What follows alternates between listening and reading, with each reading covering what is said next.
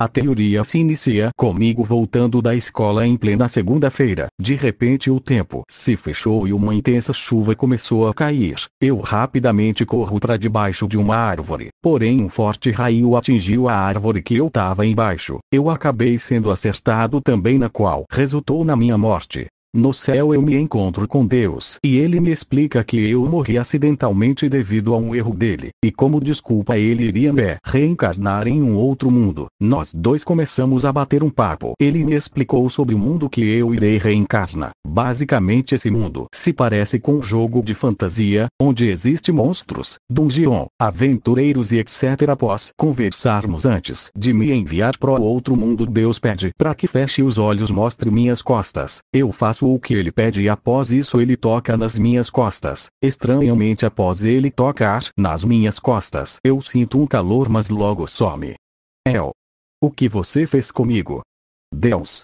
Eu apenas te dei algumas habilidades para que consiga sobreviver. Eu também te dei uma habilidade que irá te ajudar muito. Para utilizá-la você apenas precisa dizer inventário. Deus. Foi bom conversar com você, rapaz, mas agora terei que reencarná-lo.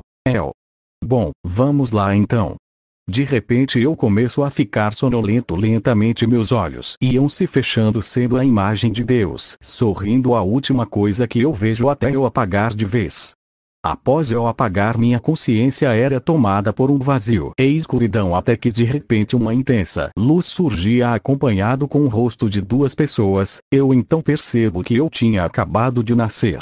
Após meu nascimento os anos foram se passando, eu ainda mantinha minhas memórias da minha antiga vida e sobre Deus. Eu vivo com a minha família em uma pequena vila rural. Meus pais são pessoas muito boas e gentis, logo eu me apeguei bastante a eles. Um fato interessante é que meu pai é um ex-aventureiro, mas depois de conhecer minha mãe, ele se aposentou e começou a viver nos campos. Ele me ensina algumas coisinhas, como utilizar uma espada, táticas de lutas e coisas do tipo. Um dia quando treinávamos eu consegui acertar um golpe nele. Ele parecia bastante impressionado e disse que eu tinha um grande talento. Depois disso ele aumentou nosso treinamento diário. No cair da noite, enquanto eu me preparava para dormir, eu lembro de uma coisa que Deus havia me dito. Eu então falo a seguinte palavra: inventário, e de repente uma tela aparecia na minha frente. Como eu jogava alguns jogos de RPG, eu sabia para que o inventário servia. Porém, para saber se o tempo lá passava ou não, jantar, e coloquei no inventário para saber se ele iria esfriar ou continuar quente.